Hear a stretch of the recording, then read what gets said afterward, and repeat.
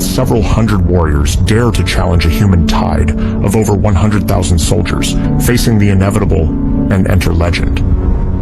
Today, we dive into one of the most heroic battles of antiquity, the Battle of Thermopylae. In the narrow pass bordering the Aegean Sea, a handful of Greek warriors prepares to face the overwhelming tide of the Persian army. Under the banners of Leonidas, 300 Spartans and their allies stand against the most powerful empire of their time. A desperate struggle, a legendary sacrifice, a challenge thrown at destiny itself. For here, at the gates of Greece, it's no longer just about victory or defeat, but eternal glory against oblivion.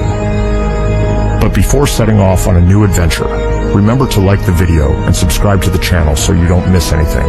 Thank you, and bon voyage.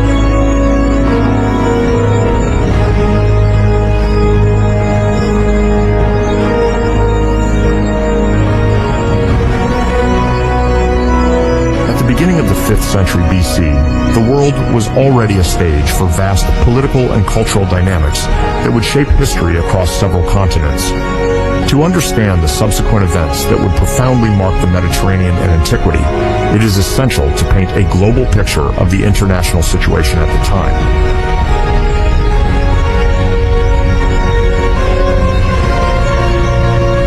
The 5th century BC is emblematic of the tremendous dynamism stirring Asia, in the broad sense of the time, as the eastern lands stretch from the shores of the Mediterranean to the borders of the Indus and beyond. The multiplicity of peoples and kingdoms found there is a key factor in understanding future rivalries and alliances. Despite the great diversity of cultures and languages, a nascent power gradually imposes itself as the most extensive empire of its time, the Achaemenid Persian Empire.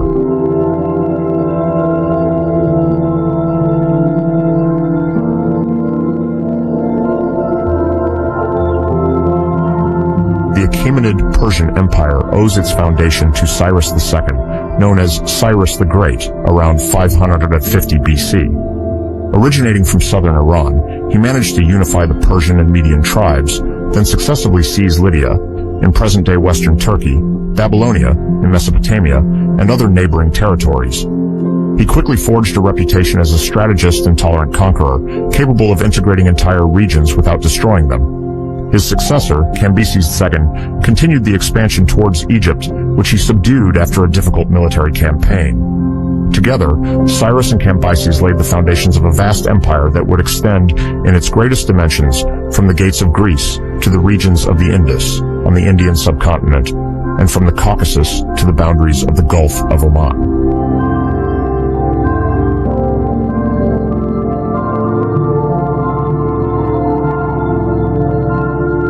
After Cambyses II's death, the succession was complex.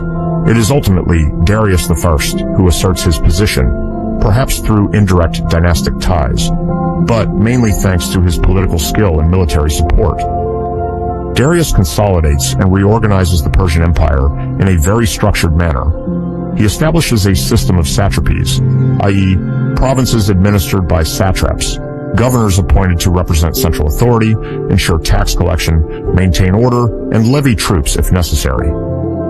To further cement his power, Darius establishes an impressive network of roads, the most famous being the Royal Road, linking Susa in Elam, modern southwestern Iran, to Sardis in western Asia Minor. This communication route facilitates trade, army movements, and the rapid transmission of official messages through a relay system. Moreover, Darius issues a gold currency, the daric, thus contributing to the unification of financial exchanges across his territory. The resulting economic flourishing gives Persia considerable influence, and the Achaemenid dynasty gains prestige.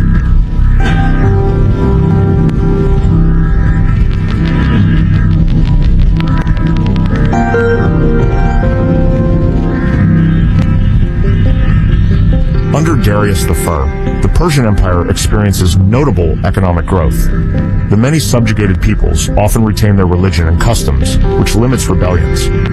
The raw materials from each region, grain, precious metals, wood, livestock, circulate more easily, in turn fueling the empire's prosperity. Thanks to the taxes collected and the rigorous organization of its administration, Persia possesses unprecedented financial resources, enabling it to maintain a powerful army and develop infrastructures. This army comprises contingents from various provinces, massive archers from Mesopotamia, horsemen from the Iranian steppe, Egyptian infantry, and so forth. This diversity, framed by the elite corps of immortals, makes it a formidable force.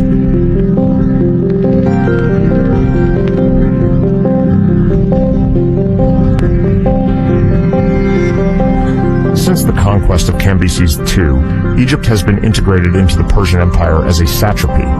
However, the Egyptian national sentiment remains strong, leading to occasional uprisings. Some revolts occur shortly after Cambyses' death, others under Darius I, who strives to calm the spirits by partially respecting local cults and temples. Despite these appeasement attempts, Egypt remains a sensitive point of the empire, requiring the Achaemenid rulers to maintain a reinforced military presence there.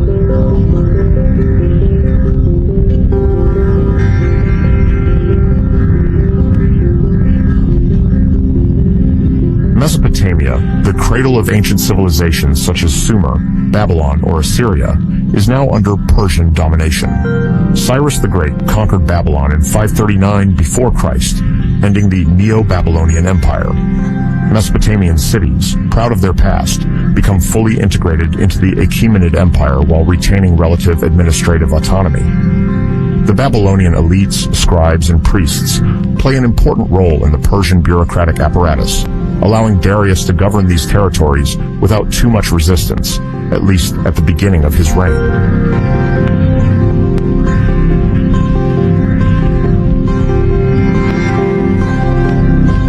On its eastern border, Persia reaches regions corresponding today to Pakistan and the northwestern part of India.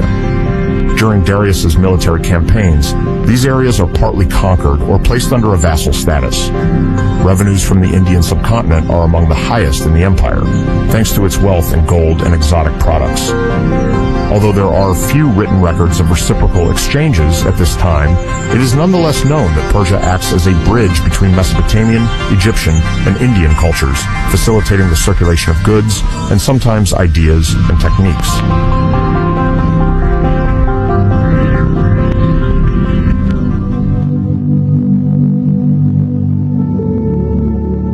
In the far east of the Asian continent, China is experiencing a period of upheaval known as the Warring States period, roughly spanning from the 5th to the 3rd century before Christ.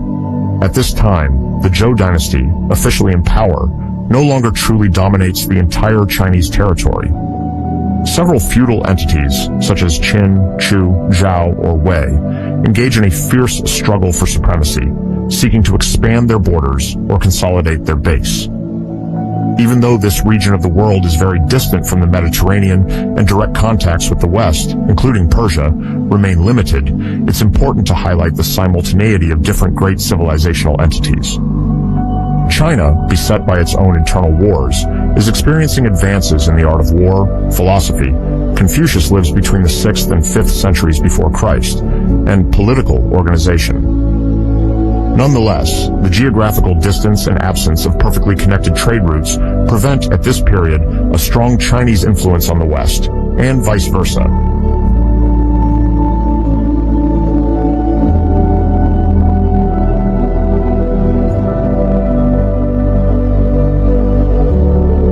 At this time, Western and Central Europe are not dominated by a unified empire.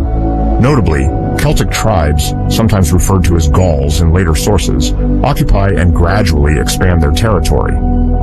These peoples, spread over a wide area from what are now the regions of Austria and Switzerland to the German-speaking plains, are characterized by remarkable craftsmanship, metalwork, jewelry, weapons, and various tribal organizations. Although the Celts do not pose a direct threat to Persia or Greece in the 5th century before Christ, they play a role in inter-regional trade, notably providing tin or other prized raw materials to southern Europe. Land and river routes linking the Mediterranean to Central Europe help circulate goods, but also ideas and cultural influences to a lesser extent.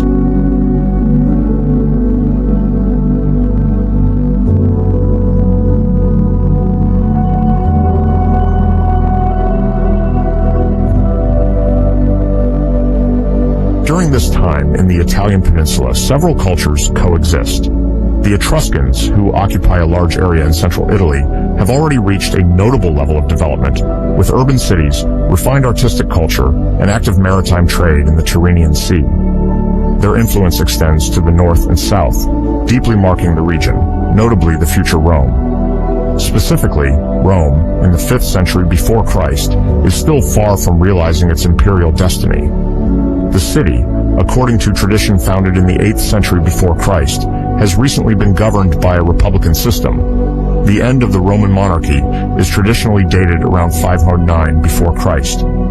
However, its rivalries with neighboring cities in Latium and the pressure exerted by the Etruscans in the north limit its expansion. Rome is still a local player, far less powerful than Persia, and even less influential than many Greek cities or Carthage, a great maritime power in North Africa.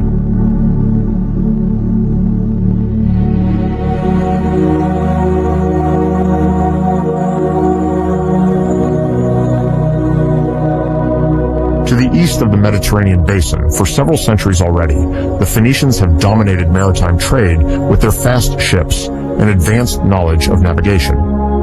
Originating from city-states like Tyre, Sidon, or Byblos, territories roughly corresponding to present-day Lebanon, they have spread a network of trading posts across the Mediterranean, including the famous colony of Carthage, founded according to tradition in the 9th century before Christ. The Phoenicians are renowned for their alphabet, one of the oldest, which will influence both Greek and Latin alphabets. In the 5th century before Christ, their relations with Persia are relatively peaceful, as Persian dominion allows the Phoenicians to continue their trading activities in exchange for tributes and recognition of imperial authority. Moreover, the Phoenician fleet is sometimes enlisted by Persia to enhance its naval capabilities, as Phoenician sailors are well versed in maritime routes and navigation techniques.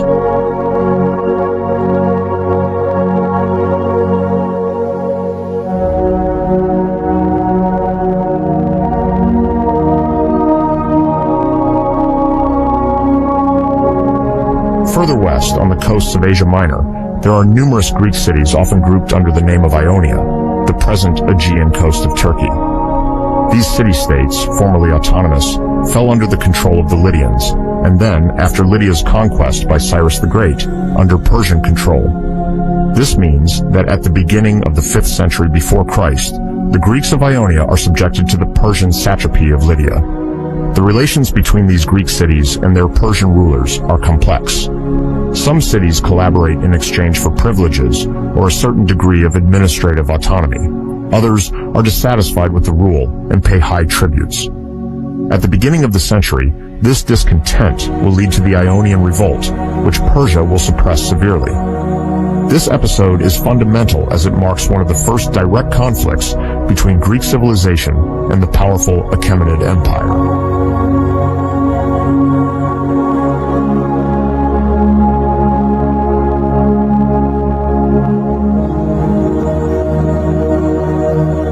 At the start of the 5th century before Christ, the Greek world presents itself as a fragmented ensemble of city-states known as polis, each jealous of its independence and determined to defend its own interests. Greece does not form a nation in the modern sense. It is rather a network of autonomous urban communities scattered around the Aegean Sea, from the Peloponnese to the Ionian Islands, and even beyond in Asia Minor. Each city-state has its own territory, laws, and institutions, leading to frequent and sometimes extremely violent internal conflicts. Despite a common language and culture, Greek identity is primarily experienced at the local level, with varied forms of government and ever-volatile political rivalries. In this context, in the 5th century before Christ, several centers of influence stand out: Athens, Sparta, Corinth, Thebes, and other more modest cities. Alliances may easily form or dissolve depending on the events, and Pan-Hellenic cohesion remains a rarely achieved ideal, although cultural unity is concretely illustrated by common religious practices and the celebration of sacred athletic games like those of Olympia.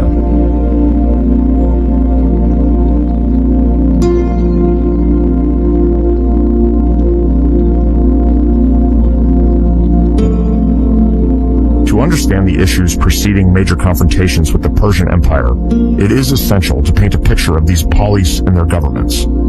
First, Athens is renowned for its nascent democratic system, which grants an unprecedented role to citizens in the management of the city. Corinth, a maritime and commercial city, operates under an oligarchic regime where power belongs to a small number of influential families. Thebes, on the other hand, is located north of Athens in the region of Boeotia and has its own political structures, often oscillating between oligarchy and aristocratic influences. These differences in modes of government fuel enduring rivalries. The Athenian democracy, which honors the decisions of the citizens' assembly, regularly clashes with the more conservative views of Sparta and its allies. The city-states alternately ally or confront each other, making the Greek peninsula in the early 5th century before Christ a politically fragmented space whose cohesion is slow to solidify.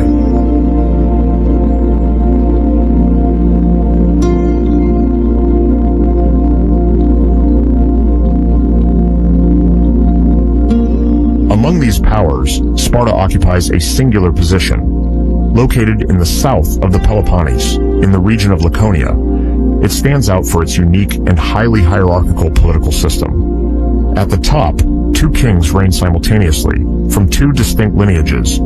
According to tradition, these lineages descend from two legendary twins. In practice, the two rulers share religious, judicial, and military functions, although often, in times of war, one of them leads the army on the field. Alongside them, the Council of Elders, also known as the Gerousia, consists of 28 citizens over the age of 60, chosen for life, along with the two kings. This council proposes the laws that the assembly of free men, the Apella, must then approve or reject. Finally, 5 magistrates, the ephors, elected annually, have a great deal of initiative and oversight power. They monitor the actions of the kings and ensure the respect of traditions.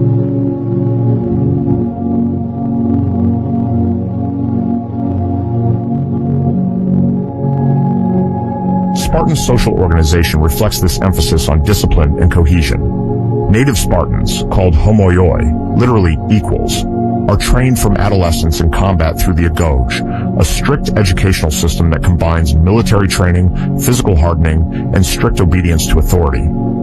Children are taken from their homes at the age of 7 to undergo this training, aiming to make them infallible warriors, capable of withstanding hunger, thirst, and pain. Courage, loyalty to the city, and the habit of facing death are among the cardinal values exalted in Sparta, thus forging a reputation as a warrior citadel. In parallel, the Helots, an enslaved population from conquered regions, ensure agricultural production, allowing the homoioi to devote themselves almost exclusively to war and politics.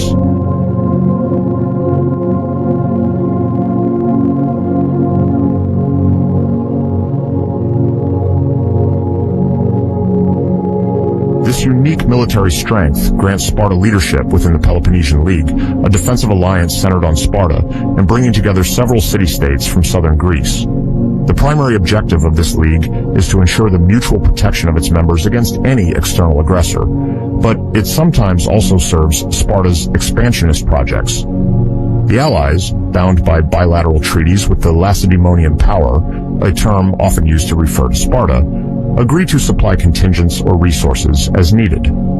Thus, at the beginning of the 5th century before Christ, Sparta embodies an undisputed military pivot, feared and respected even beyond its borders.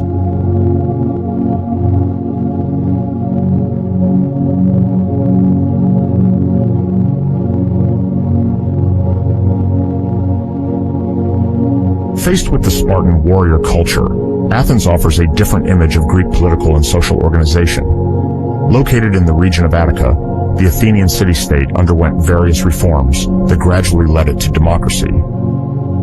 At the turn of the 6th century before Christ, lawmakers like Draco and Solon laid the foundations for a more egalitarian system, notably addressing the abuses of the nobility and easing the conditions of the poorer classes. However, it is to Cleisthenes, active around 508-507 before Christ, that the establishment of Athenian democracy is commonly attributed. He reorganized the population into demes, new administrative districts, and established a council of 500, responsible for preparing laws. The sovereign body, however, remains the ecclesia, the assembly of citizens, which votes on decrees and decides the major directions of the city. In this form, Athens stands out from other Greek states by the extent of civic participation. Any male citizen born of Athenian parents could participate in political life, speak, and vote. Although this democracy remains exclusive towards women, metics, foreigners residing in Athens, and slaves, it was, for the time, an innovative model involving the majority of free men in major decisions.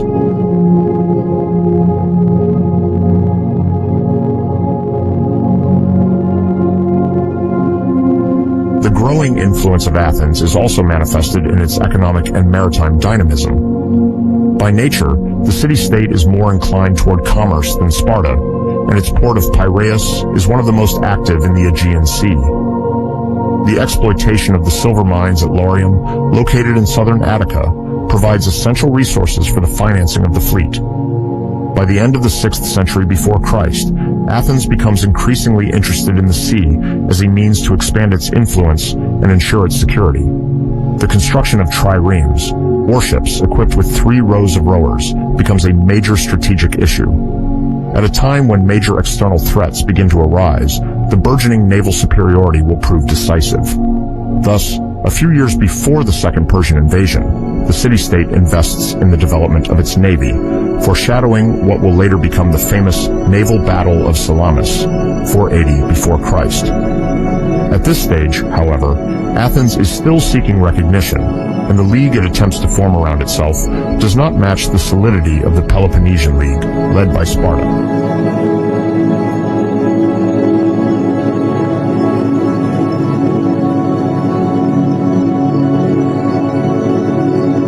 Relations between the Greek world and the Persians, already conflictual, worsen at the end of the 6th century before Christ. In the region of Ionia, Greek cities like Miletus or Ephesus have lived under the tutelage of the Persian Empire since the conquests of Cyrus the Great and then Darius I.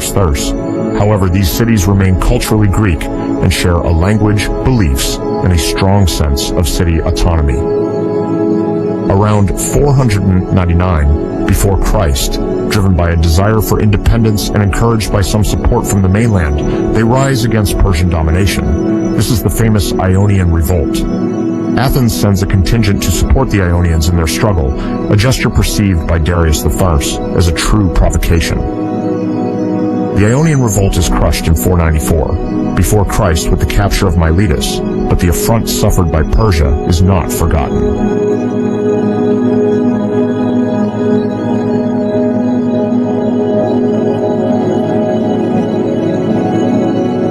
This episode constitutes the first act in the confrontation that will see the Persians attempt to punish the Greeks and put an end to their interference. In 490 before Christ, Darius I launches the first Persian invasion against the Greek mainland. A maritime expedition crosses the Aegean Sea, subjugating certain islands along the way, before landing on the coast of Attica at Marathon, a coastal plain located about 40 kilometers northeast of Athens. The Athenians, led by the strategist Miltiades, hastily organized to confront the Persian forces there. Despite their numerical inferiority, the Athenian hoplites achieve a resounding victory. The Battle of Marathon is often considered the first great demonstration of Greek capability to resist an external invader. According to legend, a messenger named Phidippides is said to have run to Athens to announce the victory before dying of exhaustion, an event commemorated today through the sporting event of the Marathon.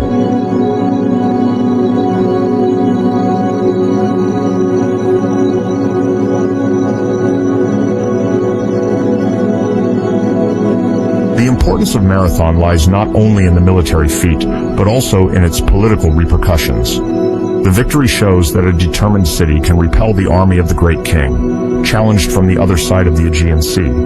This newfound confidence seals Athens' reputation as the citadel of Greek freedom. The young democracy proves that it can not only make quick decisions, but also effectively mobilize its citizens.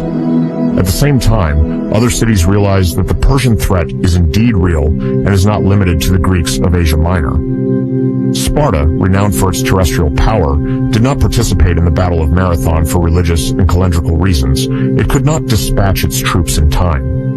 The The event, however, contributes to raising awareness throughout the Greek world of the necessity for some form of cooperation, even if perfect unity is still far from achieved.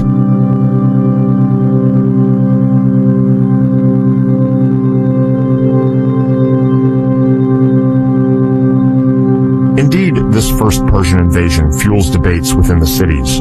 Should they ally to face the common enemy? Can internal quarrels be set aside?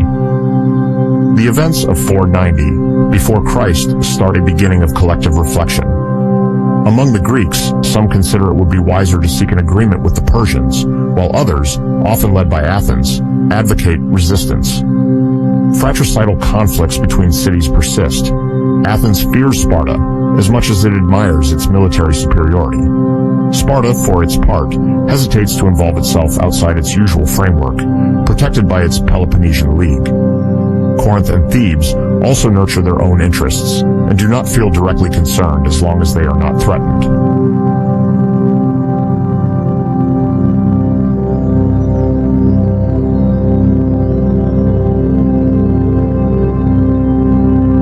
Darius I, father of Xerxes, reigned from 522 to 486 before Christ and distinguished himself by reorganizing the vast territory under his control, dividing the empire into satrapies, provinces, governed by appointed satraps. Upon his death, Xerxes faces several challenges. The first is to assert his authority against potential claimants to the throne and to quell various local revolts, notably in Egypt. This province, rich and strategically crucial, had frequently revolted against Persian domination. Xerxes then leads a punitive campaign in the region, reaffirming Achaemenid power and ensuring the fidelity of the local elites. At the same time, he consolidates his image as the great king, protector of the order and the cult of Ahura Mazda, the main Zoroastrian deity revered by many Persians. His role as king is thus reinforced by divine references that legitimize his authority.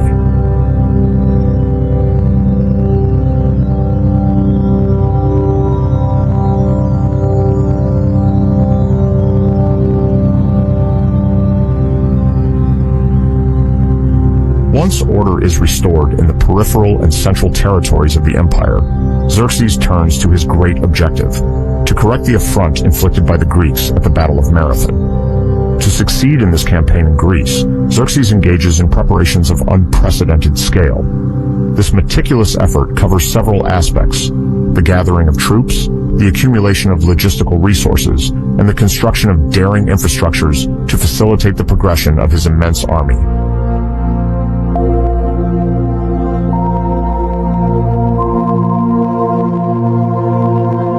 The Achaemenid Empire spans thousands of kilometers, encompassing a multitude of peoples, cultures, and ways of life. Besides the Persians themselves, Xerxes requires the cooperation of many subjected populations: Medes, Elamites, Babylonians, Phoenicians, Egyptians, and many others. Each satrapy must provide a military contingent: infantry, cavalry, archers, light or specialized troops according to local traditions. Some ancient historians have proposed extremely high numbers for the Persian army, reaching several 100,000 combatants. While it is difficult to obtain precise statistics, it is known that the mobilization greatly exceeded the usual numbers of the time, as Xerxes aimed to strike the imagination of his enemies and provoke their submission even before hostilities commenced.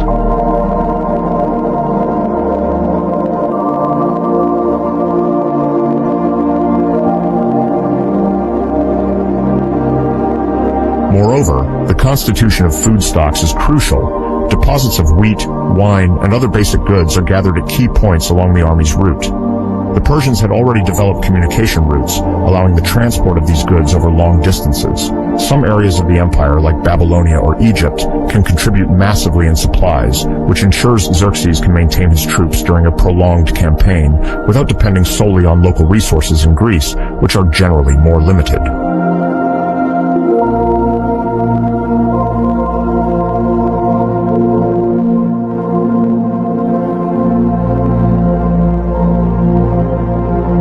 In this military venture, Xerxes must solve a major geographical challenge, crossing the Hellespont, now called the Dardanelles Strait, the body of water that separates Asia Minor from Europe.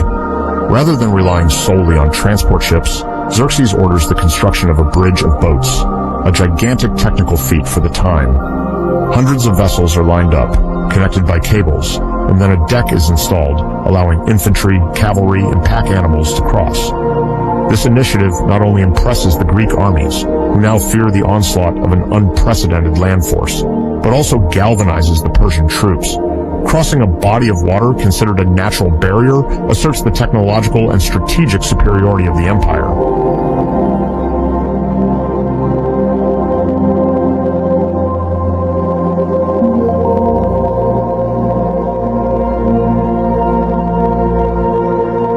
Moreover, Xerxes improves or consolidates the land routes leading from the interior of the empire to the European borders.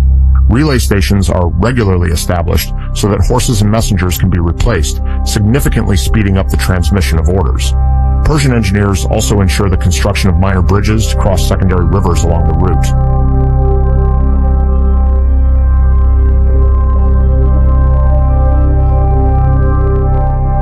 The success of Xerxes and his campaign also heavily depends on the cooperation of provincial governors and the loyalty of the peoples within the empire. The courts of Susa and Persepolis thus see the arrival of dignitaries, each ready to take an oath of loyalty and provide the required military contingent. The eastern satrapies, less concerned with the upcoming war, contribute financially. They send precious metals, livestock, and provisions. Those in regions near the sea are encouraged to provide ships or crews.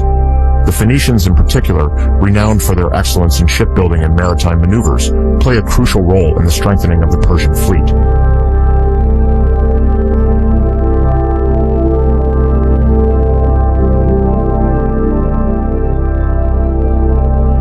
The entire strategy devised by Xerxes is based on an essential principle, demonstrating Persian superiority over the often divided and far less populous Greek city-states compared to the Achaemenid Empire. Unlike the Greeks, organized into independent and sometimes rival city-states, the Persian Empire can align a massive coalition under the sole command of Xerxes. By combining the expertise of different peoples, the Persian army is equipped with varied forces, be it mounted archers, spearmen, heavy infantry, or light cavalry. This diversity aims to annul any staunch resistance from a specific city. In the mind of Xerxes, simply deploying such a multitude in the border regions will be enough to provoke surrenders without combat. At the same time, logistics benefits from the vast resource network available to the empire. Persian officials plan to transport not only food and weapons, but also technicians, workers, interpreters, and scribes, essential for on-site administration. The goal: to create an autonomous army capable of moving through potentially hostile territories while maintaining strict discipline.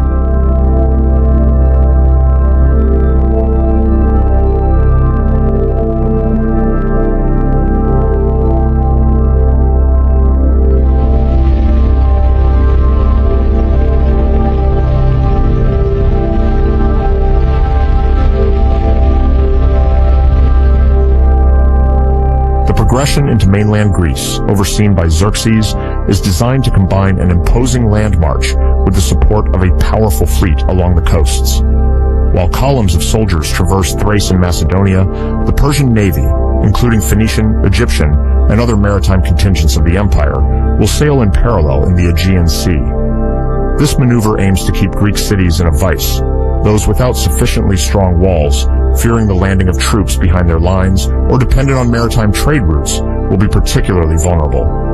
The Persians hope to prevent the rapid formation of a solid coalition between the cities by simultaneously threatening their lands and ports.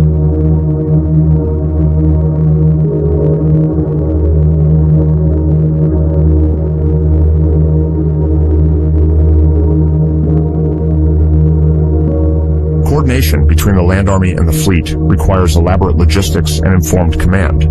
Xerxes reigns over the direction of the whole ensemble, but delegates responsibilities to his military leaders and naval officers. Each subordinate general is tasked with ensuring the execution of the great king's orders, such as the distribution of provisions and the control of localities conquered or subdued along the way.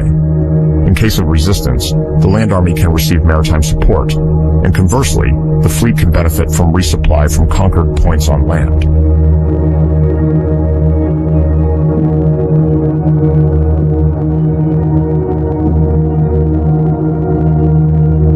Beyond brute force and technical organization, Xerxes' plan partly relies on psychology. The Persians know that many Greek cities fear their might and would prefer a form of negotiated submission to an all-out war. Persian embassies, often sent in advance, systematically demand water and earth from the cities, traditional symbols of submission. In return, Xerxes grants his protection and clemency. The cities that refuse or persist in resisting are threatened with devastating reprisals. This strongly dissuasive ultimatum aims to limit human losses in the Persian army, as Xerxes understands the magnitude of the task. Greece is fragmented, difficult to access, and its hoplite warriors are reputedly brave. Although he relies on the overwhelming numbers of his forces to win, he wants to minimize the risks of multiple uprisings.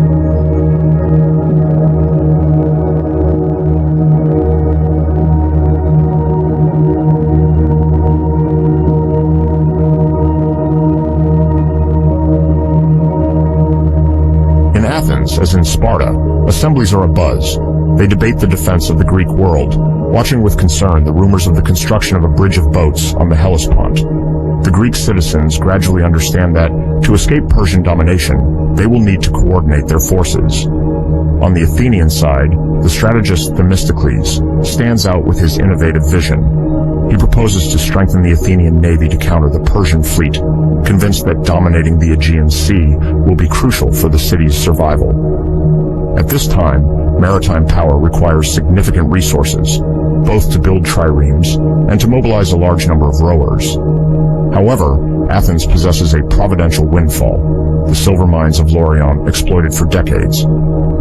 For Themistocles, these revenues should be invested in constructing a formidable fleet capable of engaging in decisive naval combat.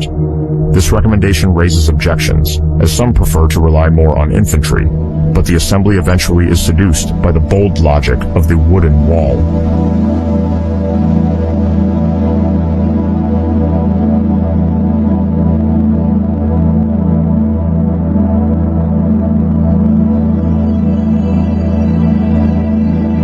This expression, taken from a Delphic oracle, plays a determining role in Greek preparations.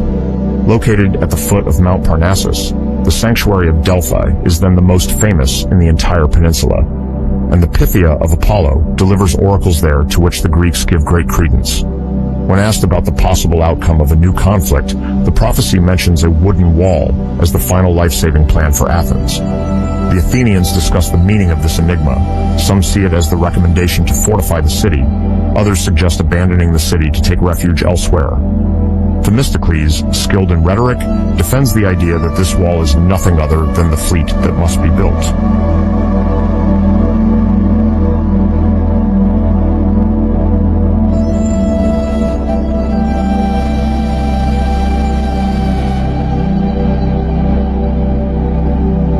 Thus begins a race against time to equip Athens with a sufficient number of triremes.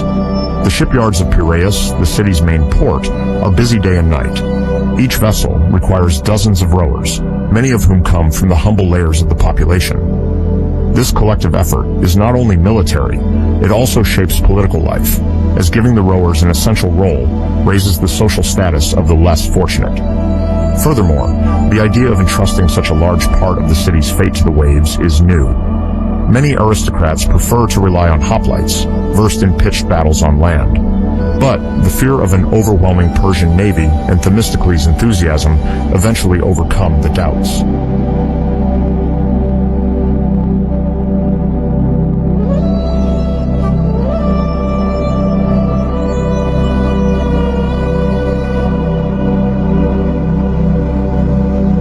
Meanwhile, Sparta, the city renowned for its military discipline, also monitors the evolving Persian threat. Possessing Greece's best infantry, it primarily wants to focus on defending the Peloponnesian Peninsula. The ephors, these influential magistrates, convey alarming reports from the Achaemenid Empire to the Gerousia, the Council of Elders.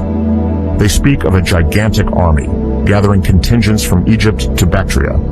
Sparta, despite its legendary courage, realizes it cannot face the vast Persian coalition alone. It therefore resolves, albeit with hesitation, to consider the possibility of a military alliance with Athens, Corinth, Aegina, and other major cities. even if the very idea of closely cooperating with Athens triggers endless debates.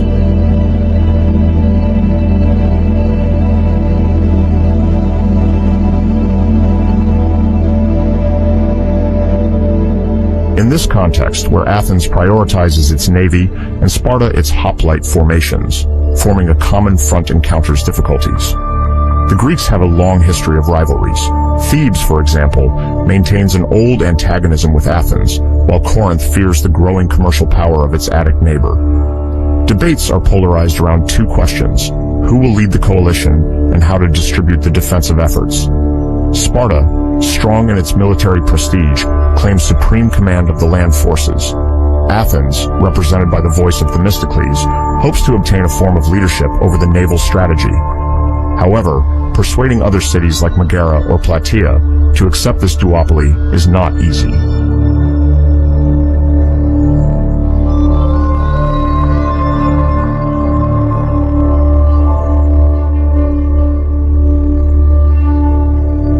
Aware of the imminent peril, delegations set out to seek the opinion of Delphi, hoping to hear a clear word in favor of union. The responses delivered by the Pythia remain ambiguous, further fueling divergences. Yet, a consensus finally emerges. The Persian power is so vast that it will necessarily require a comprehensive alliance. Galvanized by the example of Marathon, Greece understands that while Athens was able to defeat a Persian detachment, only the coordination of the city-states will prevent the enemy from achieving its goals. Emissaries travel the roads between Sparta, Athens, Corinth, and other political centers, negotiating clauses, promising support in troops and supplies, while accommodating the susceptibilities of the different local aristocracies.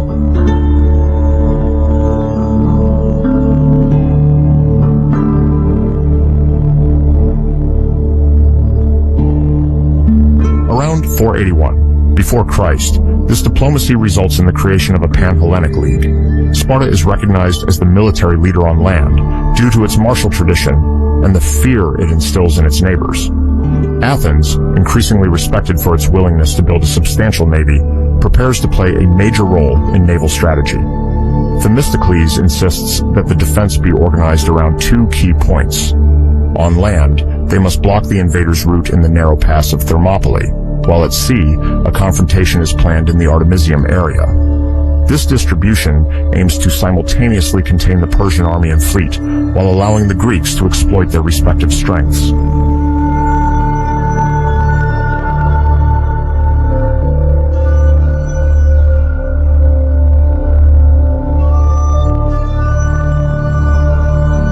But even before action is taken, frictions arise within the League.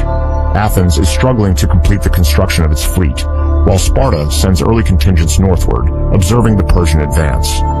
Some cities, less convinced by the scale of the threat, hesitate to send all their troops. Voices also rise to criticize Themistocles' naval gamble, believing that the essential battle will be on land. Conversely, proponents of naval reinforcement fear that the League is underestimating the maneuverability of the Persian fleet. Nevertheless, negotiations continue. They determine the size of contingents, plan to coordinate signals between ships, and strive to maintain high collective morale.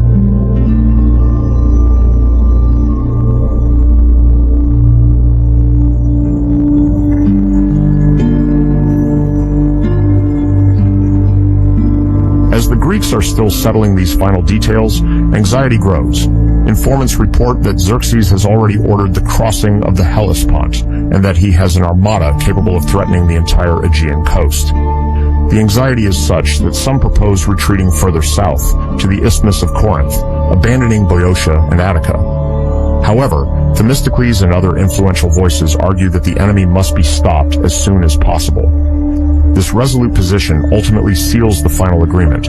The Pan-Hellenic League approves the defensive strategy at Thermopylae and Artemisium, while maintaining the possibility of a coordinated retreat if the situation becomes too critical. The time for action is now, borne by a Greek union that is fragile but determined.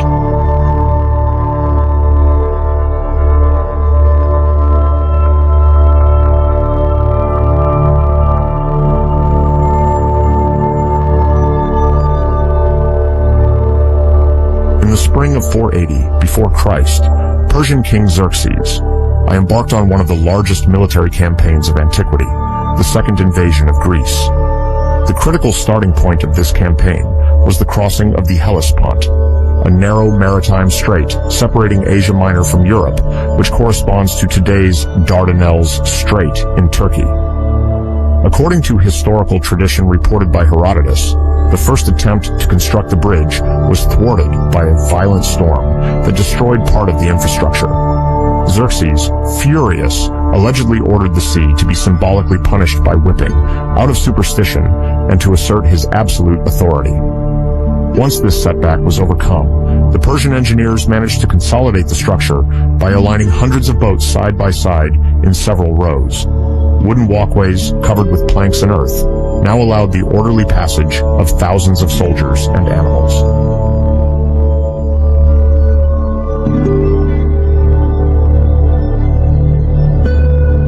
After crossing the strait, the Persian army progressed towards the north of the Aegean Sea, bypassing Thrace. In these regions, some local leaders, aware of the impotence of their meager troops against the Persian forces, opted for a form of collaboration or cautious submission. Thus, Thracian tribes and various coastal cities preferred to negotiate with Xerxes rather than risk certain destruction.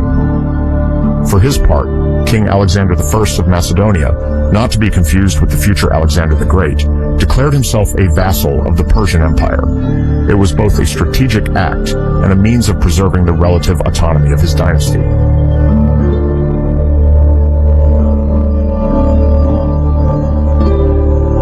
In Macedonia, this partial submission did not necessarily mean enthusiastic adherence to the Persian cause.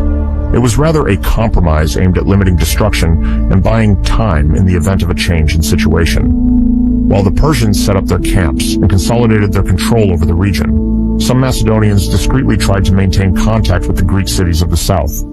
However, the massive presence of Xerxes' troops, combined with the fear of possible reprisals, deterred most local populations from any open resistance. The progression of the Persian army thus continued towards Thessaly, at the heart of the fertile plains of northern Greece.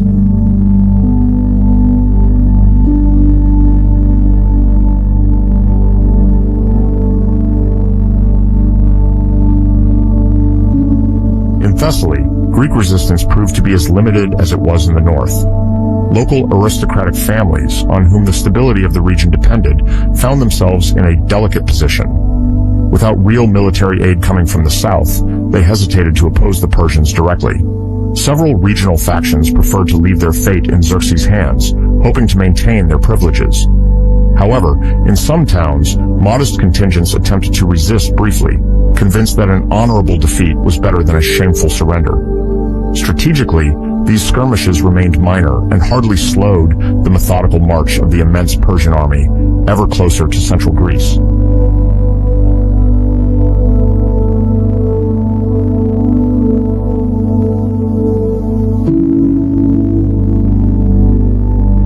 During this advance, Xerxes sent embassies to several major cities and strategic regions. The Persian emissaries came to demand the delivery of water and earth, a symbolic formula signifying the recognition of Achaemenid authority. By offering these elements, one acknowledged Persian sovereignty over their own land. The implicit threat was clear. Refusal amounted to exposure to the wrath of the great king. In some localities, fear of reprisals prevailed, and they symbolically delivered the requested tribute. In others, more concerned with their independence, the embassies were firmly rejected, sometimes even at the cost of violent actions against the messengers.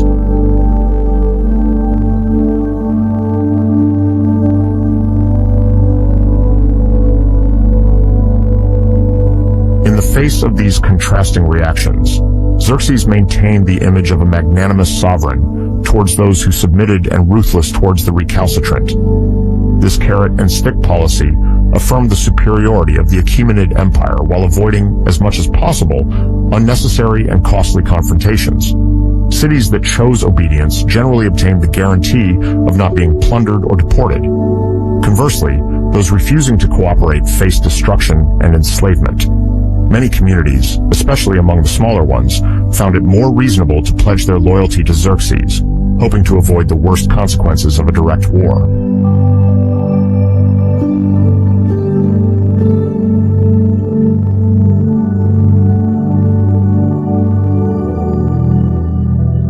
Battle of Thermopylae, which takes place in 480 before Christ, is the scene of an episode in Greek history and the confrontation with the Persian Empire. Located in the center of mainland Greece, the pass of Thermopylae is on the east coast, between steep mountains and the waters of the Gulf of Malea. This narrow corridor, which can at times be only a few meters wide, serves as the only passage for anyone wishing to traverse the region from north to south.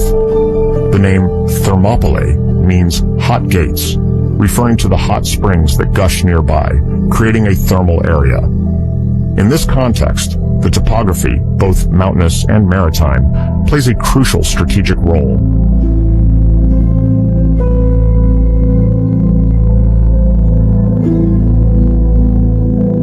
Naturally, the narrowness of the passage provides a defensive advantage to those who stand there. In the 5th century before Christ, when a large-scale army attempts to advance southwards into Greece, it is forced to take this corridor. The surrounding mountains greatly reduce the possibility of wide deployment, while the proximity of the sea limits flanking maneuvers. However, this location also has some drawbacks. Supplying provisions can prove challenging for a large army, and the confined space can lead to troop congestion if there is a great influx. Despite these difficulties, the Greeks quickly realized that, on such a confined terrain, the cohesion of their hoplite phalanxes could neutralize the numerical superiority of the Persians.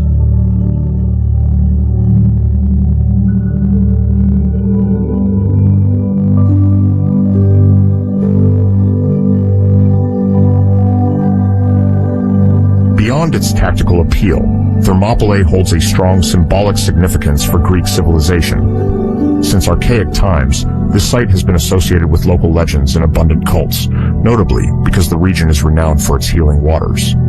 Furthermore, in earlier times, several cities had already defended this passage against incursions from the north, cementing the idea that this pass embodies the protective gateway to central Greece. In the mindset of Greek citizens, Thermopylae represents a natural bulwark that can be defended against a more powerful adversary, provided the strategy is skillfully executed.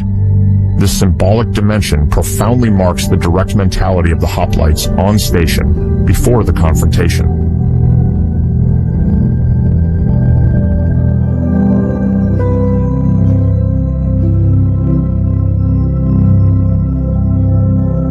It is in this context that the Greek forces set out towards Thermopylae, determined to delay the Persian offensive. According to the most coherent estimates available in ancient accounts, the Greek coalition fields about 7,000 hoplites. The term hoplite refers to the heavily armed infantrymen typical of Greek city-states, equipped with a round shield called a hoplon, a spear, a short sword, and a cuirass. Among these thousands of soldiers is a famous contingent, the 300 Spartans led by one of the 2 kings of Sparta, Leonidas. At the time, Sparta is governed by 2 simultaneous kings from different lineages. Leonidas, reputed for his bravery and integrity, has decided to take command on the field.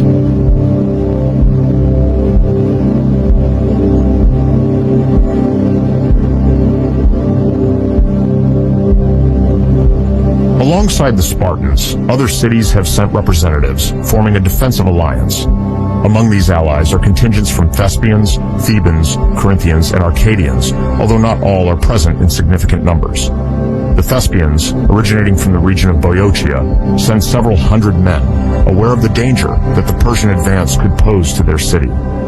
As for the Thebans, they are more hesitant, caught up in political games, and accused of sympathizing with the great king.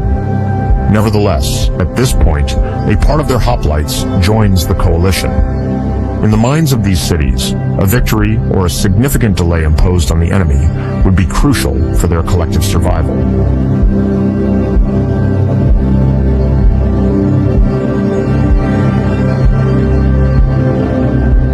The Persian army fields imposing numbers. Although Herodotus mentions a total of 2.6 million soldiers, this figure is largely exaggerated and implausible. Modern estimates, based on the logistics and capacities of the Achaemenid Empire, place Xerxes I's forces between 70,000 and 300,000 men, with a commonly accepted range around 100,000 to 150,000 combatants. Whatever the case, the Persian army far surpasses the Greek forces in number and encompasses a great diversity of peoples from all over the Achaemenid Empire. It relies notably on its light infantry, its swift and formidable cavalry, and above all, its elite corps, the Immortals. These, armed with bows, spears, and lighter shields than those of the Greek hoplites, enjoy great mobility, giving them a significant advantage in open terrain.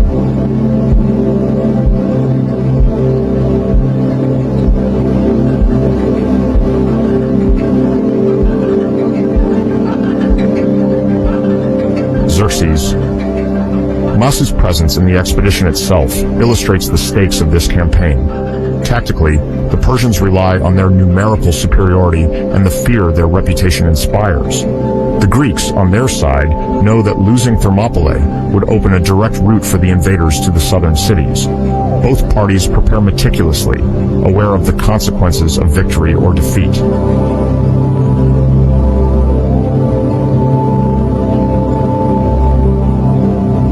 Shortly before the Persian arrival, the Greeks restore and fortify what is known as the Phocian Wall, a construction from an earlier period, likely built to block the passage through the pass using the natural obstacle of the terrain. This structure, although partly dilapidated, serves to strengthen the defensive position. Behind this rampart, the hoplites organize themselves in tight ranks, optimizing the use of their spears in the confined space. The Greek commanders aim to intercept the Persian vanguard and inflict heavy losses before Xerxes can deploy his full force. In such an environment, the long hoplite spear, used in compact ranks, can indeed neutralize the approach of cavalry or light infantry, too cramped to maneuver freely.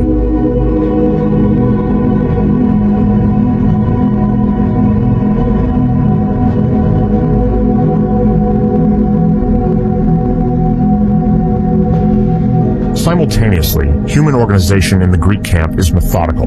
Leonidas and the other contingent leaders distribute tasks, monitoring entry points, distributing supplies, and maintaining troop morale. As for the Persians, they set up their initial units not far from the northern entrance of the pass, awaiting the rest of their forces. Xerxes had hoped that a display of his might would encourage the Greeks to flee or surrender. However, days pass without any sign of capitulation. The Spartans, in particular, express their determination to fight to the end, aware of the ripple effect Sparta's example might have on other cities. In this atmosphere, tension mounts as the confrontation becomes inevitable.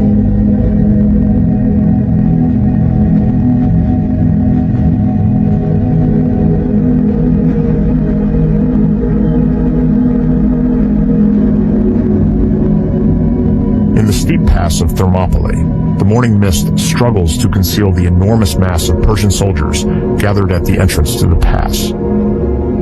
Xerxes I orders an ultimatum to be delivered to the small Greek force positioned between the sea and the mountain. According to tradition, the Persian message demands unconditional surrender and the handing over of weapons. Leonidas, king of Sparta and commander of the defenders, is said to have replied in a sober but firm tone, "Come and take them."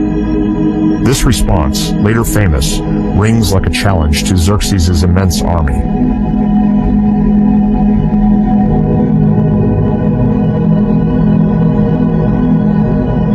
The Persians believe they can swiftly sweep away the Greek resistance.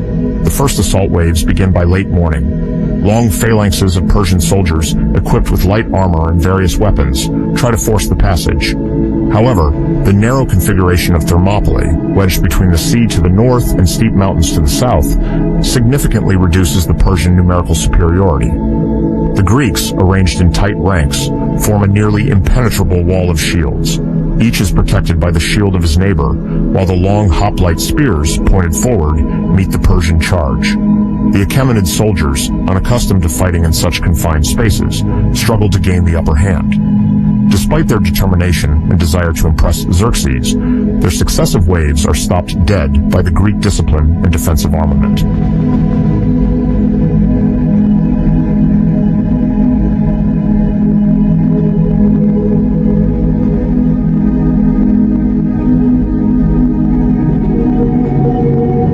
By late afternoon, the Persian army is still suffering a crushing failure. The Greeks, although vastly outnumbered, demonstrate remarkable cohesion. The tight formation appears as a solid barrier, rigorously maintained by the Spartans and their allies. Leonidas, stationed at the heart of the setup, oversees every repositioning, ensuring the lines remain compact. Seeing the stalemate, Xerxes orders a pause for the night.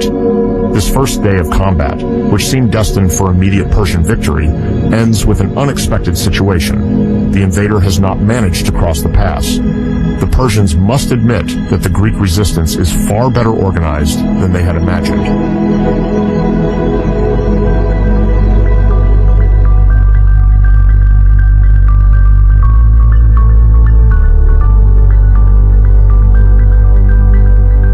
Sunrise, Xerxes, unhappy with the turn of events, orders the resumption of attacks. This time, the Persian command seeks to adopt a more coordinated strategy. Instead of sending regular troops in the first echelon, they decide to engage the dreaded Immortals. This elite unit, ideally 10,000 strong, is renowned for its martial prowess and imposing appearance. Commanded by seasoned officers, the Immortals advance in a more disciplined formation to try and break through the enemy line. In Xerxes' mind, this elite force must shatter the Greek defense, where other detachments have failed.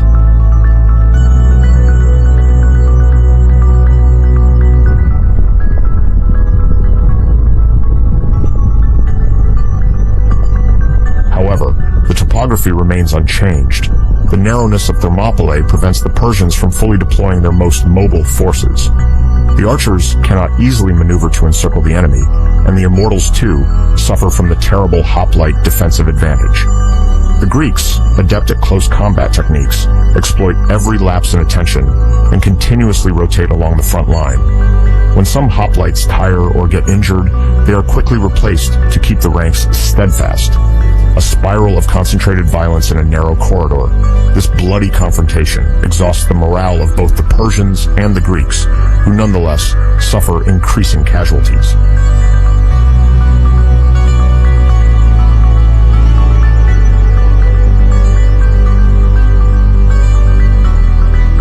As the day progresses, Xerxes becomes increasingly nervous.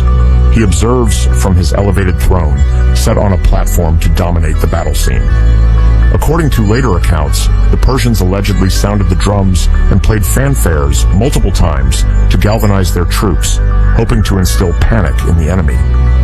Yet, the Greek formation holds firm, even repelling several flanking actions. The Greeks also benefit from a wider area behind the Phocian wall, an existing fortification in the pass, to slightly retreat, tend to the wounded, and draw water. Although each new Persian attempt is launched with fervor, no definitive breach appears in the Greek defense. By the end of the second day, there are losses on both sides, but the Greek line stands firm, while Xerxes' frustrations mount.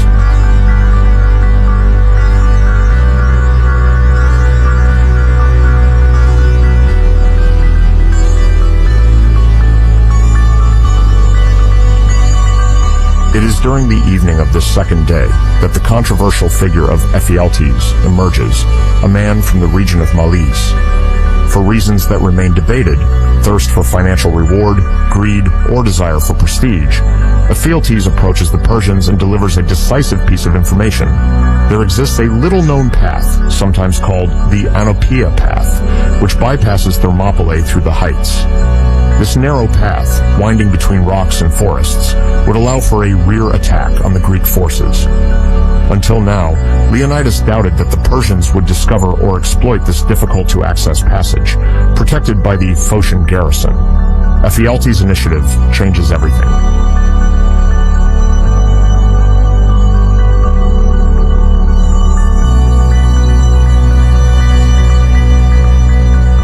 Informed of this route, Xerxes immediately dispatches a detachment to circumvent the Greek lines at night. According to some accounts, this detachment includes the Immortals led by Hydarnes because these troops are more seasoned and accustomed to delicate missions.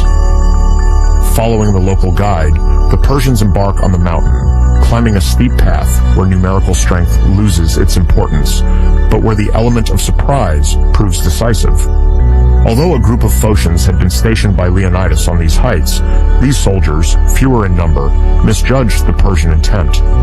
Seeing the column of Immortals advancing, they retreated further up to try to protect their own villages, convinced that the attack was directly targeting their lands.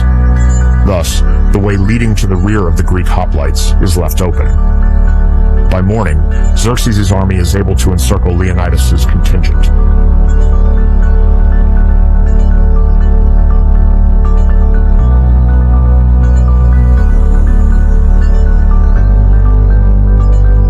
When Leonidas learns at the beginning of this third day that the Persians have bypassed his position, he immediately understands the magnitude of the threat.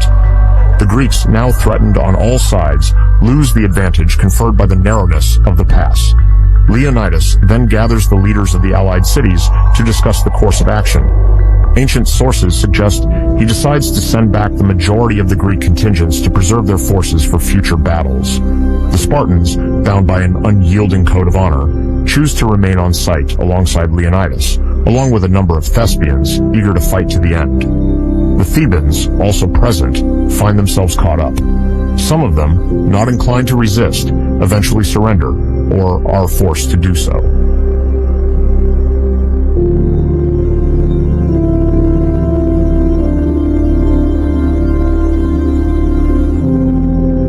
Thus reduced to a few hundred men, the Greek forces prepare for a final heroic defense. In the morning, Xerxes orders the final assault. The Persians, now able to take the hoplites from behind, advance from the front and the rear, harassing the Greek lines that no longer have any possibility of retreat.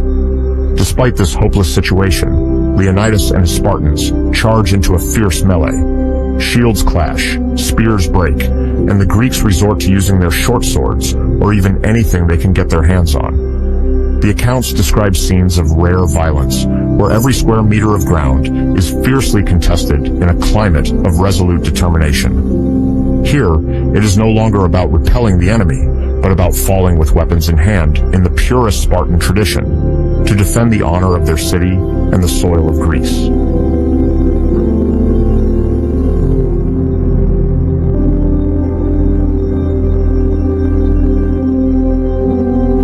Leonidas perishes in battle, quickly followed by most of his comrades in arms. The surviving Spartans make an effort to recover their king's body, trying to prevent its desecration by the Persians.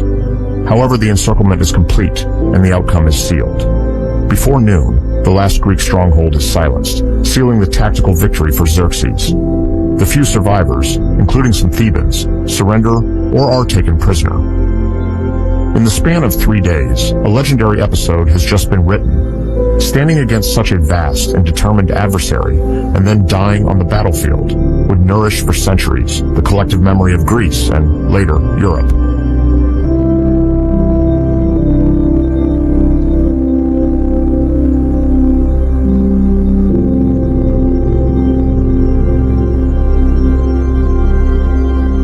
Although the Persian victory is undeniable from a military standpoint, it is not without painful consequences for Xerxes. The Persians, to everyone's surprise, have suffered very heavy losses in these frontal battles. The unwavering defense of the Greek phalanx over 2 long days has significantly hurt Persian morale and caused a high number of deaths and injuries in the invading army. Herodotus claims that the Persians lost about 20,000 men. Xerxes, according to various sources, had mixed reactions: admiration for the Spartans' bravery, but also irritation for having to expend so many resources and lives to take a simple pass that his numerical superiority should have made easy to cross.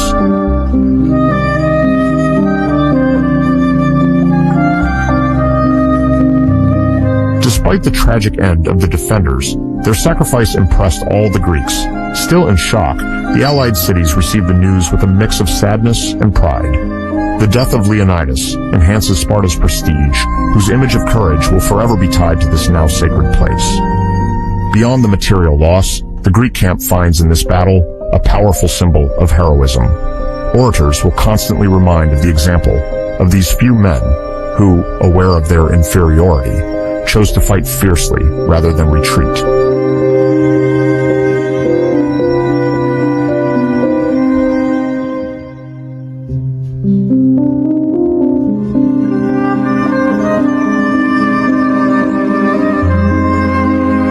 The naval battle of Artemisium is a crucial episode, though often less famous than the land defense at Thermopylae, in the conflict opposing the Persian Empire to the coalition of several Greek city-states at the beginning of the 5th century before Christ.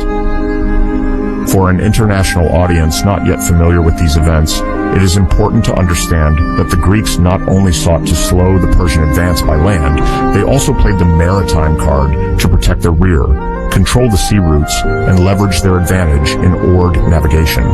Artemisium, located on the northern coast of the island of Euboea in central Greece, faced the Aegean Sea and was a key strategic point. Its geographic positioning allowed for the surveillance and, if possible, interception of the Persian fleet before they could land troops or circumvent the land defenders.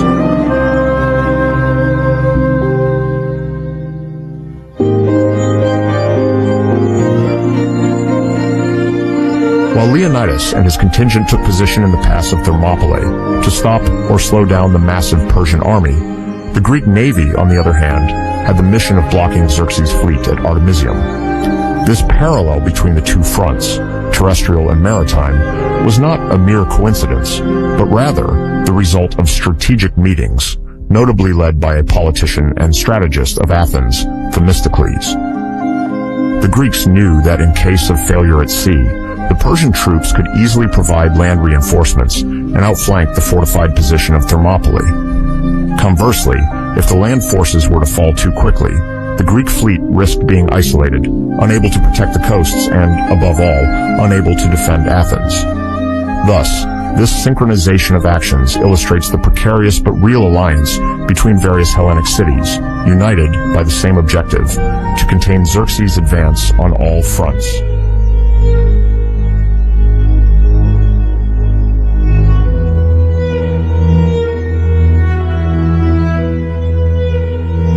However, coordinating two distinct fronts was not easy. Lines of communication, information about the advancement of Persian troops, and even the weather at sea played a primary role in the rhythm of the battles. At this stage, their objective was not to completely destroy the Persian fleet, considered much larger, but to prevent it from passing unimpeded through strategic maritime passages. The Greeks hoped to take advantage of the local topography.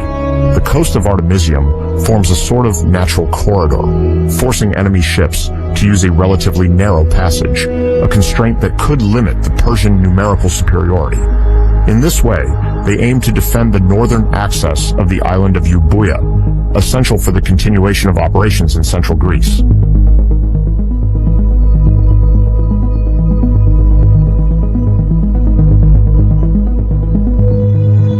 At the time when Leonidas and his allies were resisting at Thermopylae, the situation at sea was equally tense. The very large Persian fleet included ships from various satrapies of the empire, Phoenicians, Egyptians, and other peoples under Persian domination.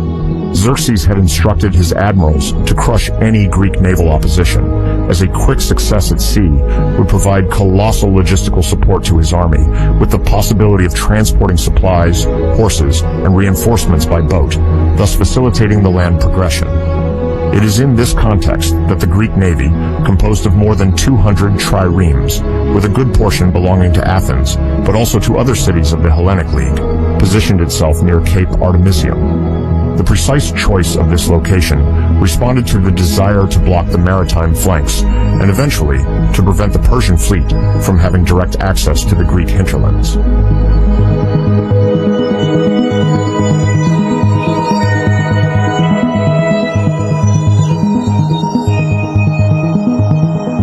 The first days of the naval confrontation, simultaneous with the Persian assaults against Thermopylae, resulted in several skirmishes. As soon as Greek scouts signaled the approach of Persian ships, contingents of triremes would go out to engage in combat.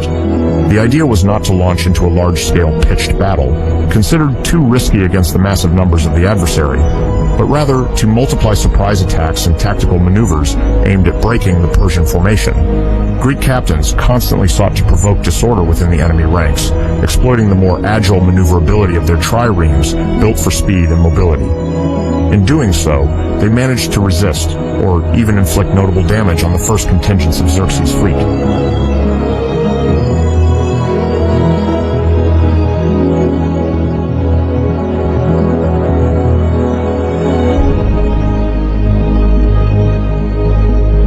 However, the task remained arduous. The morale of the Greek sailors was suspended on the news from Thermopylae. Although Leonidas' bravery was already praised, many soldiers feared they would have to abandon everything if the Persians broke through the pass. Moreover, some Greek cities, like the islands near Euboea, hesitated to commit all their naval forces, preferring a prudent retreat if the situation became too critical. Internal debates were intense. Should they continue to fight at the risk of suffering a crushing naval defeat, or execute a strategic withdrawal to protect the bulk of the fleet and prepare a later defense, perhaps further south, near Athens or in the Saronic Gulf? These dilemmas affected the Greek admirals, forced to constantly weigh the balance between boldness and the preservation of their resources.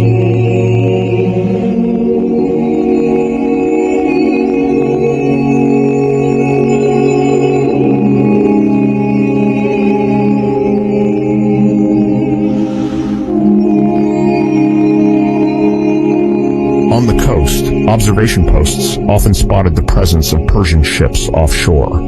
The alert Greek navy sometimes intercepted small convoys. These skirmishes, often brief and violent, were not enough to definitively destroy the enemy, but allowed them to delay its movements, scatter its forces, and force it to advance cautiously. In parallel, storms or violent winds, relatively frequent in the area at this season, could suddenly capsize dozens of ships. The Greeks, more skilled at maneuvering in these waters, sometimes saw an advantage in this.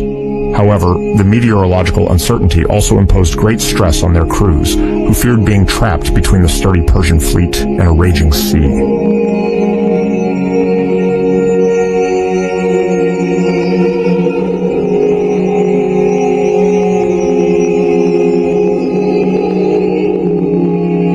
The news of the terrestrial disaster at Thermopylae quickly reached Artemisium, completely changing the naval dynamic. The encirclement and death of Leonidas, as well as the rout of the few thousand men positioned in the pass, signaled the collapse of the front on land. Faced with this catastrophe, the leaders of the Greek fleet were forced into a crucial decision: remain and continue the naval battle at Artemisium despite the loss of the main terrestrial lock, or withdraw to defend more southern positions.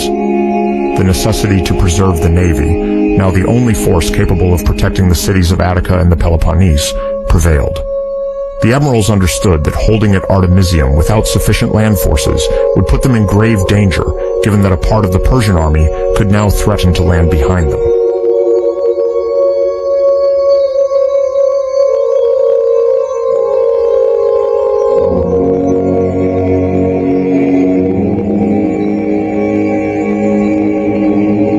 After long debates, the decision was made to retreat. The Greek triremes left Artemisium, aware that the loss of Thermopylae opened a direct path for Xerxes to the heart of central Greece and Attica. Despite the retreat, the Greeks had nevertheless accomplished a partial mission to slow the Persian naval advance and inflict notable losses along the way. This movement of retreat was not a sign of weakness, however. It was more of a calculated maneuver to protect the fleet, a vital asset if they were to defend the cities of Attica or the Peloponnese. The Greeks attempted, as much as possible, to move in good order to the south, so as not to lose too many ships during this operation. Damaged vessels were towed or abandoned according to their condition, and the wounded were transferred onto the most stable triremes. Thus, the entirety of the naval force, although diminished, remained operational for the upcoming battle.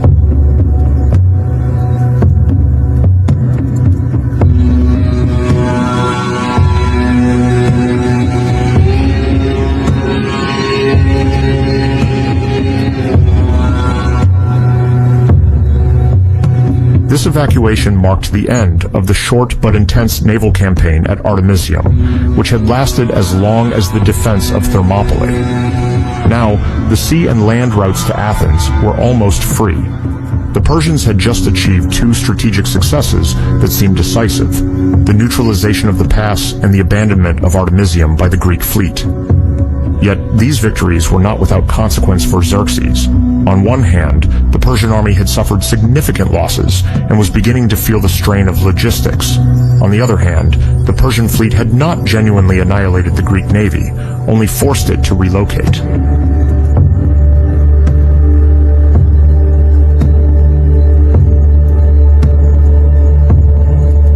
In the aftermath, Xerxes quickly advanced towards the city of Athens. The city, aware of the impossibility of defending its walls against the imposing Persian land force, decided on a drastic measure: the evacuation of the population. In a courageous and unprecedented in Athenian history vote, the women, children, and some of the men unable to fight were transferred to the nearby island of Salamis. The inhabitants left Athens in haste, abandoning temples, houses, and belongings, hoping to find on Salamis the security offered by the still intact Greek navy. It was a vast logistical operation. Triremes and transport ships shuttled to move as many civilians as possible, while those deemed fit for war joined the ranks of the army or navy.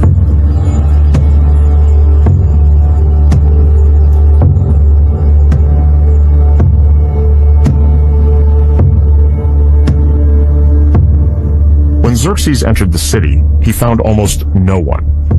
Frustrated, or simply to set an example, he is said to have ordered the looting and burning of certain sacred buildings, including the sanctuaries of the Acropolis. Thus, for the first time, Athens fell into the hands of a conqueror, suffering partial destruction and a highly symbolic profanation. This violence, relayed by word of mouth by refugees, caused widespread fear among the other Greek cities. Important southern cities like Corinth, Megara, and Sparta weighed the risks with even greater urgency, realizing that after Athens, Xerxes would move towards the Peloponnese if not stopped.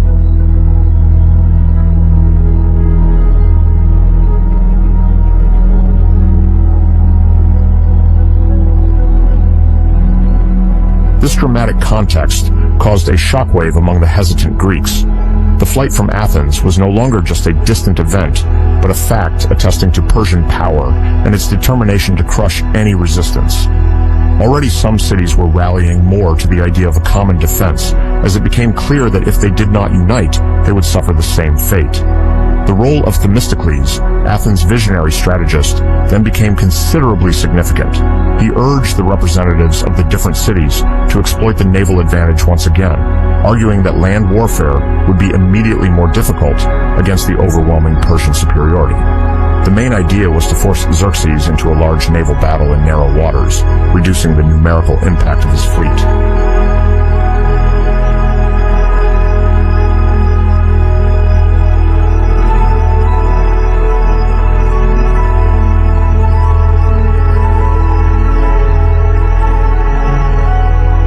During the year 480 before Christ, when the Persian army of Xerxes seemed invincible after its land victory at Thermopylae, a major turning point was about to occur in the choppy waters off Attica.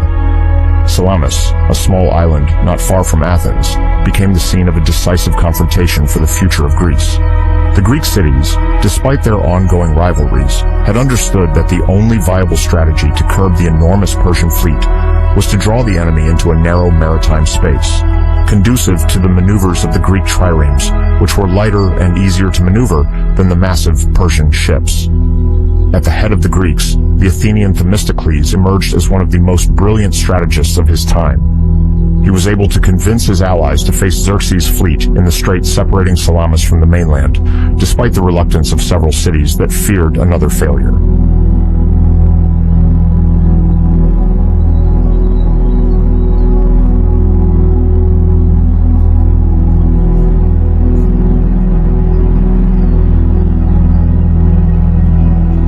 After the capture of Athens, Xerxes I was at the height of his advance into mainland Greece. Convinced that the Hellenic resistance was on the verge of collapsing, he was already considering the total submission of the remaining cities. However, the Greeks, spurred by Themistocles, knew that the war could only be won at sea. The Persian land army was too numerous to be defeated directly, but its fleet, though imposing, remained vulnerable in confined spaces.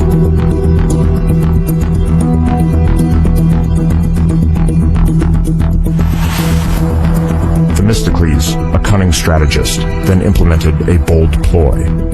He sent a false message to Xerxes, letting him believe that the Greeks were divided and ready to flee, with some even considering surrendering.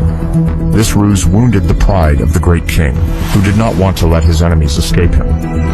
Persuaded that he held the opportunity for a total victory, Xerxes immediately ordered his fleet to encircle Salamis to trap the Greeks.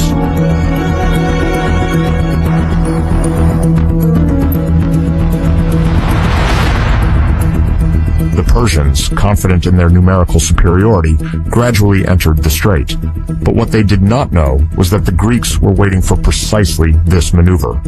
By tightening the combat space, the Hellenic triremes gained a decisive advantage. They were more maneuverable, better coordinated, and supported by an experienced crew. Xerxes, observing the scene from a throne set on a hill overlooking the battlefield, did not yet realize that he had fallen into a carefully orchestrated trap.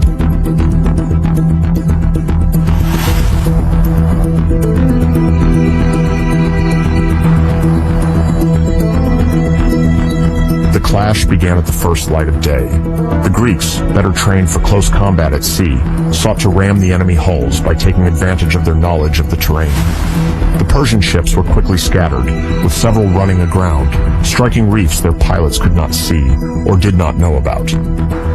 Uncertainty reigned among the Persian command echelons, each admiral having to manage his own squadron amidst the chaos. Xerxes himself, installed on a land promontory, expected to admire a quick victory.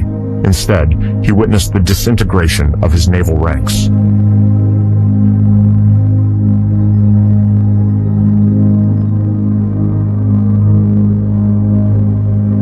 In a few hours, the smaller but more agile Greek fleet managed to break the Persian line and sow confusion. Many Persian ships fled, while others attempted to regroup too late.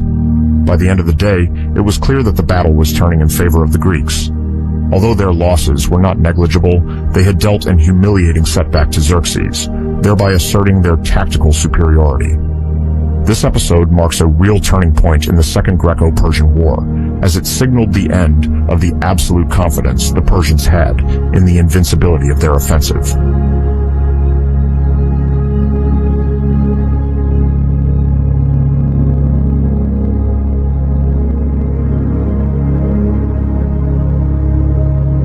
After the debacle of his fleet, Xerxes worried about the possibility of being cut off from his supply lines. Although he still had a formidable land army, resources and coordination with his maritime bases were essential to continue his campaign. Fearing that the now victorious Greek fleet might threaten his lines of communication, he decided to leave Greece with part of his troops and return to Asia Minor. However, he left a strong garrison under the command of his general Mardonius to continue the war the following year. This partial retreat testifies to the considerable psychological impact of the Battle of Salamis. Not only were the Persians losing the initiative at sea, but Xerxes' authority itself was weakened, with his officers now doubting the infallibility of their sovereign.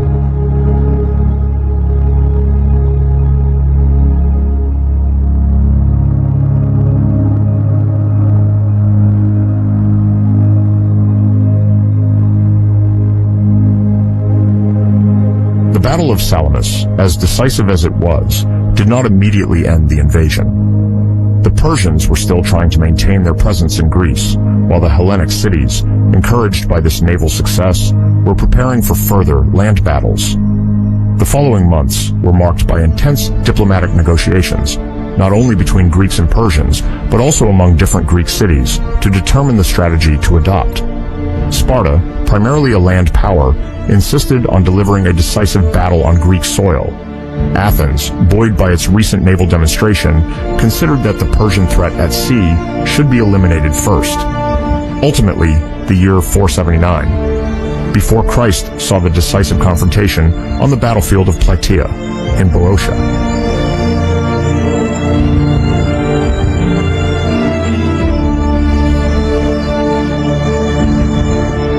Under the command of Mardonius, the Persian army positioned itself near Plataea to face the Hellenic coalition, now more united than before.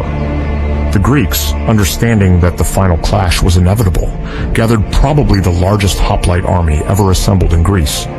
According to Herodotus, the Greek army numbered about 110,000 men, while modern estimates place it closer to 80,000 fighters.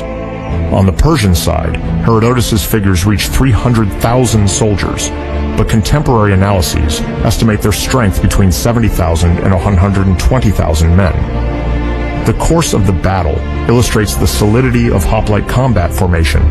The formidable Spartan discipline played yet another central role.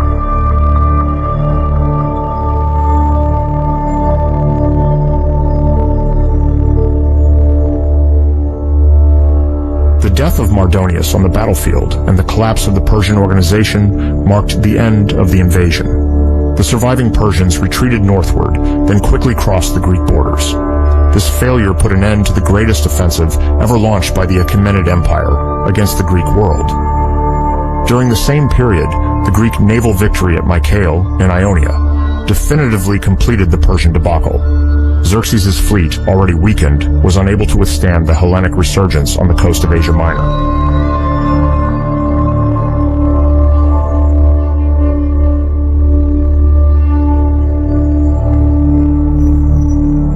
The Battle of Salamis granted Athens immense maritime prestige. Within a few years, the city, already proud of its democratic system, discovered a new role, that of protector of the Greek seas. The Athenian triremes, originally financed by the revenues from the silver mines of Laurion, symbolized the success of a naval defense and expansion policy long promoted by Themistocles. After the end of the Greco-Persian Wars, Athens maintained and strengthened its navy, naturally positioning itself as the leader of an alliance of city-states, the Delian League.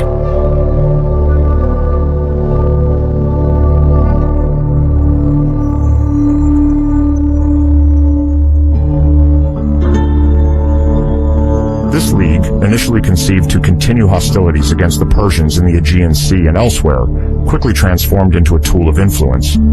Athens imposed its hegemony through naval power, collecting tributes from island or coastal cities in exchange for their protection. Opponents of this policy already saw the beginnings of Athenian imperialism, which would inevitably provoke sharp tensions within the Greek world. But for the moment, Athens rose to the forefront of maritime powers and took pride in having crushed the Persian fleet at a critical moment.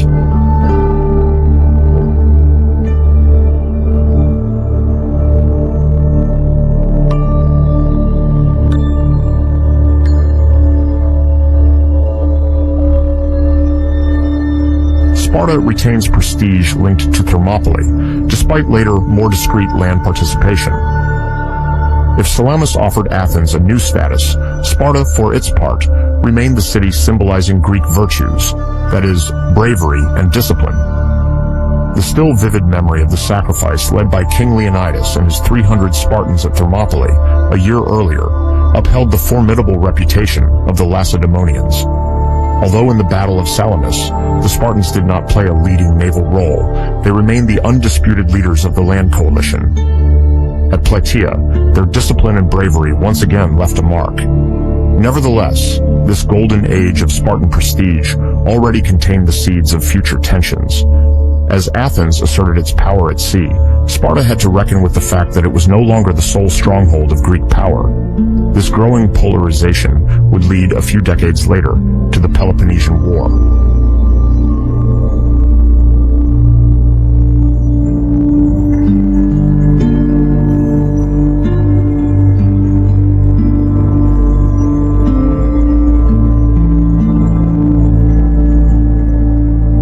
For the Persian Empire, the Battle of Salamis and the Battle of Plataea primarily signified the failure of a total conquest of Greece. Xerxes, already returned to Asia Minor after the naval defeat, never again sent a massive expedition to subdue the Hellenic cities. Although some regions of Ionia remained under Persian control for a time, the rapid counterattack by the Greek city-states gradually reduced Achaemenid influence in the Aegean. However, the Persian Empire did not collapse for all that. Its vast territories still spanned from Central Asia to Egypt, and it retained immense economic and diplomatic power.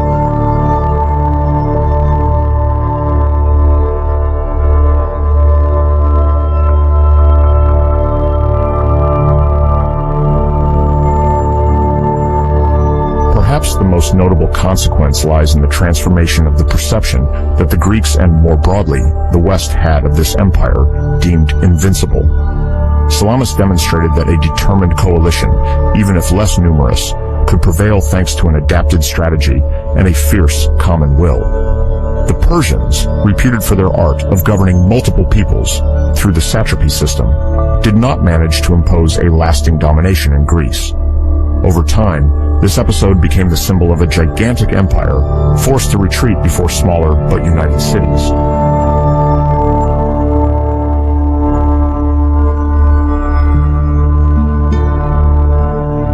The impact of the Greek victory, whether at Salamis or Plataea, transcended the mere military framework. In Greek literature and art, the epic of liberation became an immortal subject of celebration. Tragedians, poets, and historians, foremost among them Herodotus, sometimes called the father of history, seized upon these events to forge a common memory foundational to Hellenic identity. Later, Plutarch, in his Parallel Lives, revisited the major figures of the conflict, exalting Spartan courage and Athenian cunning.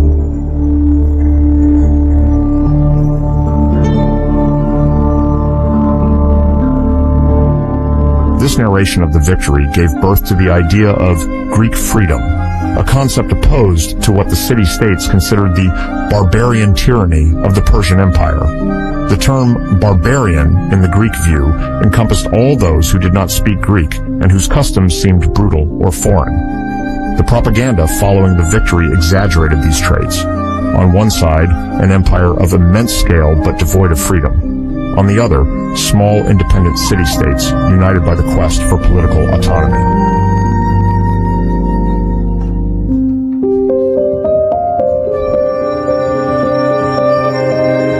The impact of this confrontation extended into Western culture.